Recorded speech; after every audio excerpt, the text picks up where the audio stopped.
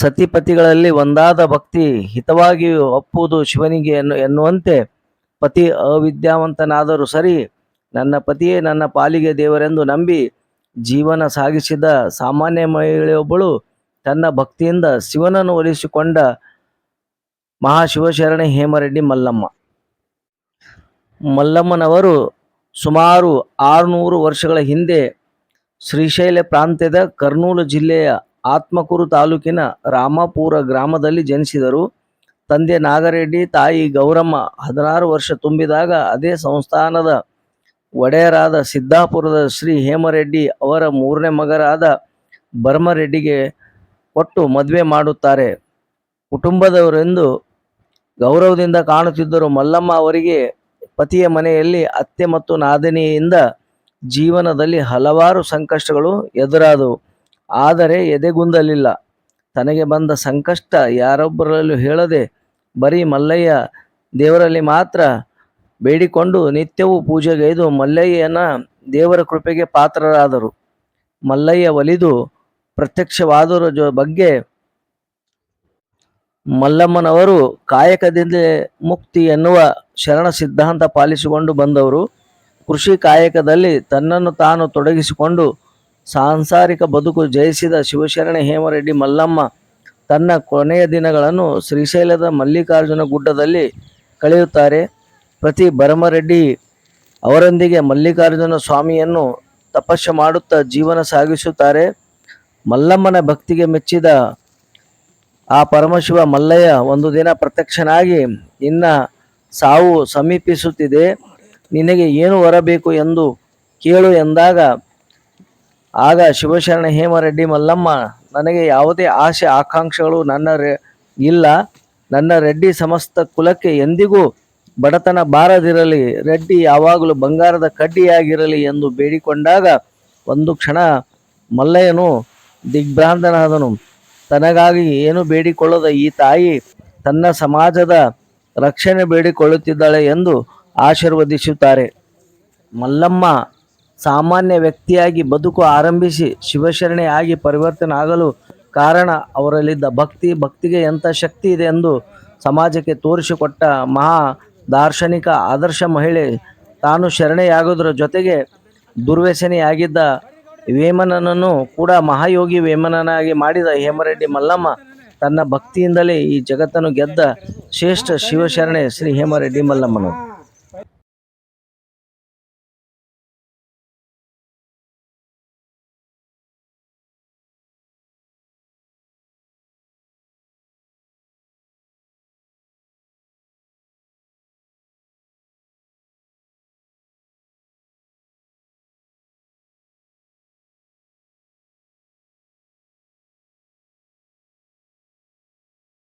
ನಮಸ್ಕಾರ, ಶರಣು ಶರಣಾರ್ಥಿ. ನಿಮ್ಮ ಶರಣು ವಸ್ತ್ರದು. ಇವತ್ತು ನಾವು ಶ್ರೀಶೈಲದಲ್ಲಿ ಇನ್ನೊಂದು ಪವಿತ್ರವಾಗಿರ್ತಕ್ಕಂಥ ಸ್ಥಳ ಹೇಮರೆಡ್ಡಿ ಮಲ್ಲಮ್ಮರ ಈ ಒಂದು ದೇವಸ್ಥಾನ. ಅವರು ಇಲ್ಲಿ ತಪಸ್ಸು ಮಾಡಿರ್ತಕ್ಕಂಥದ್ದು ಪುಣ್ಯಭೂಮಿ. ಈ ಒಂದು ನಾವು ಹೇಮರೆಡ್ಡಿ ಮಲ್ಲಮ್ಮರ ಇಲ್ಲಿ ಅವ್ರದ್ದು ಒಂದು ಹೊಂಡ ಇದೆ, ಇಲ್ಲಿ ಮನೆ ಇದೆ. ಇಲ್ಲಿಯ ವಿಶೇಷತೆ ಇಲ್ಲಿ ನೋಡಿದ್ರೆ ಎಲ್ಲಿ ಕಡೆ ಕೂಡ ತಮಗೆ ಈ ಒಂದು ಗುಡ್ಡ, ಇಲ್ಲಿ ಕಲ್ಲುಗಳನ್ನು ಇಟ್ಟಿದ್ದನ್ನು ನಾವು ಕಾಣ್ತೀವಿ. ಈ ಗುಡಿಸಲಿಗೆ 2 ದ್ವಾರಗಳಿವೆ. ಆ ಕಡೆಯಿಂದ ಈ ಕಡೆ ಅಂದರೆ 2 ಸಲ ನಾವು ಸುತ್ತ ಹಾಕಿದರೆ ಇದು ಅನ್ನೋದು ಇಲ್ಲಿಯ ಪ್ರಥಾವನ್ನು ಮುಗಿಯುತ್ತದೆ. ಇಲ್ಲಿ ಒಂದು ಆಚಾರ ರೀತಿ ಇದೆ ಅಂತಕ್ಕಂಥದ್ದನ್ನು ಒಂದು ಇಲ್ಲಿಯ ಪ್ರಥಾ ಇದೆ. ಇಲ್ಲಿ ನೋಡಿ,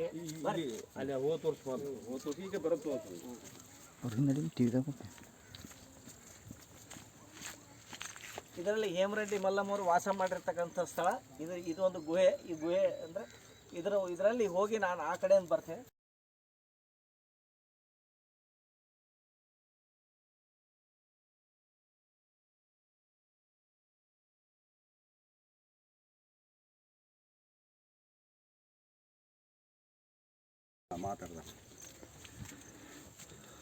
ಇದು ಹೇಮರೆಡ್ಡಿ ಮಲ್ಲಮ್ಮರ ಗುಹೆ.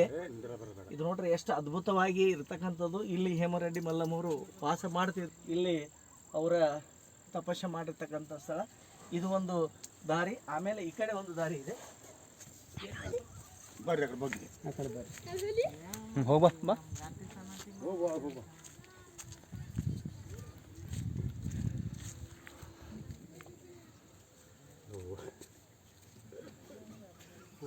ಲಾಲನು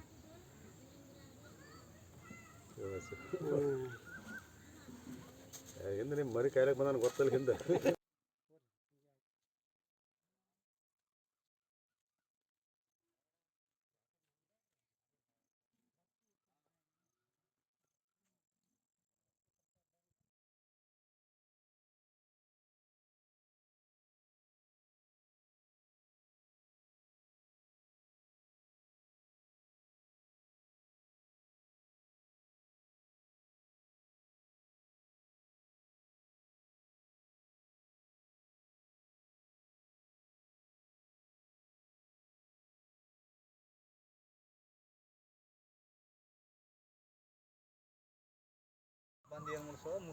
ಇಲ್ಲಿ ನೋಡ್ಬೋದು ಕೆಲವೊಬ್ಬರು ಭಕ್ತರು ಇಲ್ಲಿ ಕಲ್ಲುಗಳನ್ನು ಇಡ್ತಾ ಇದ್ದಾರೆ.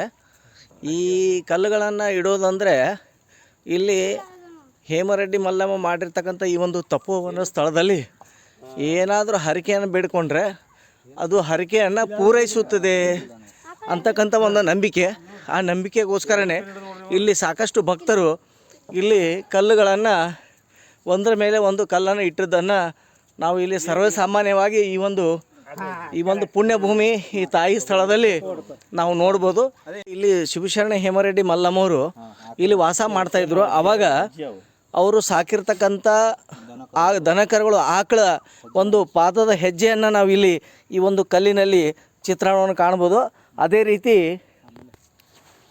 ತಾಯಿ ಶಿವಶರಣೆ ಮಲ್ಲಮ್ಮರ ಪಾದಗಳು ಕೂಡ ಇಲ್ಲಿ ನಾವು ಈ ಒಂದು ಸ್ಥಳದಲ್ಲಿ ಕಾಣ್ಬೋದು.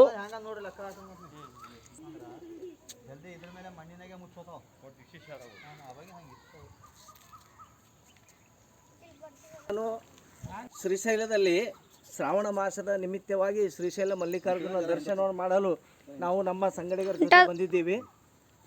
ಇಲ್ಲಿ ನಾವು ಶ್ರೀಶೈಲದಲ್ಲಿ ಪಾತಾಳ ಗಂಗೆಯ ದರ್ಶನವನ್ನು ಇಲ್ಲಿ ನಾವು ಈ ಒಂದು ಹೇಮರೆಡ್ಡಿ ಮಲ್ಲಮ್ಮರ ತಪೋವನಕ್ಕೆ ಇಲ್ಲಿ ಬಂದಿದ್ದೀವಿ. ಇದು ಎಲ್ಲ ನೀವು ನೋಡ್ಬೋದು. ಈ ಒಂದು ಗುಡ್ಡವನ್ನು ನೋಡಿದರೆ ಇದು ಹೇಮರೆಡ್ಡಿ ಮಲ್ಲಮ್ಮವರು ಇಲ್ಲಿ ವಾಸ ಮಾಡಿರ್ತಕ್ಕಂಥ ಸ್ಥಳ.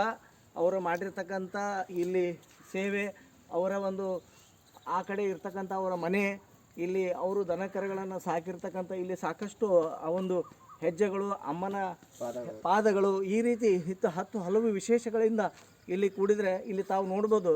ಇಲ್ಲಿ ಸಾಕಷ್ಟು ಜನ ಇಲ್ಲಿ ಕಲ್ಲುಗಳನ್ನು ಈ ರೀತಿ ಒಂದರ ಮೇಲೆ ಒಂದನ್ನು ಕಲ್ಲನ್ನು ಇಟ್ಟು ಹರಕೆಯನ್ನು ಮಾಡಿದ್ದನ್ನು ನೋಡ್ಬೋದು. ಅಂದರೆ ಇಲ್ಲಿ ಈ ರೀತಿ ಕಲ್ಲನ್ನು ಇಟ್ಟರೆ ಅವರ ಏನಾದರೂ ಹರಕೆಗಳನ್ನು ಪೂರ್ಣಗೊಳ್ಳುತ್ತವೆ ಅಂತಕ್ಕಂಥ ಒಂದು ಭಕ್ತಿಯಿಂದ ಈ ರೀತಿ ಇಲ್ಲಿ ಬಂದಂಥ ಭಕ್ತರು, ತಾಯಿಯ ಭಕ್ತರು ಇಲ್ಲಿ ಬಂದು ಈ ರೀತಿ ತಮ್ಮ ಹರಕೆಯನ್ನು ಪೂರೈಸುತ್ತಾರೆ. ಮತ್ತು ಜೊತೆಗೆ ಇಲ್ಲಿ ತಾಯಿಯ ಪಾದ ಇದೆ, ಅವರ ಗುಡಿಸಲುಗಳು ಅಲ್ಲಿ. ಮತ್ತು ಇಲ್ಲಿ ಇನ್ನೊಂದು ವಿಶೇಷದ ಇಲ್ಲಿ ತಾವೆಲ್ಲ ನೋಡ್ಬೋದು, ನೀರಿನ ಅವಶೇಷಗಳನ್ನು ನಾವು ಇಲ್ಲಿ ನೀರನ್ನು ಹರಿತಕ್ಕಂಥದ್ದೆಲ್ಲ ನೋಡ್ಬೋದು.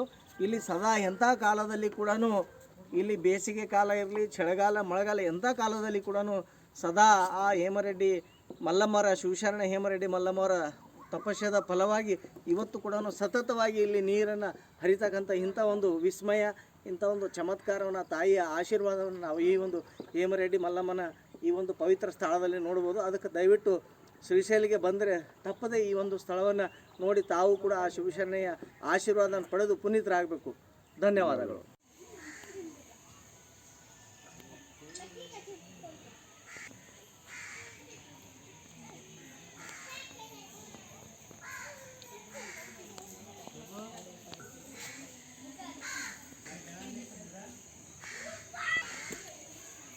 ಇವ್ರದಿಂತ